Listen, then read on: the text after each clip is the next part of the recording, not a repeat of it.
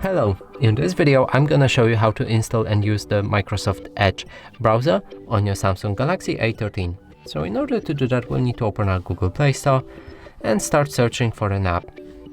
Now write Edge browser and type search.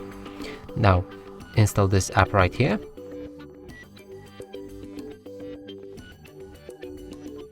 When it's done, we can open the app, add any accounts to sync with your PC or other devices if you want. I'm gonna do it later. From here we can confirm to sharing preferences,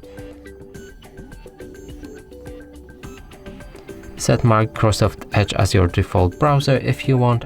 I'm not gonna. And from here you can type in any address you want to go to. So let's just do Google. And we can open the website like that. And that's it for this video. Hope you like it. Please consider subscribing to our channel, leave a like and a comment below.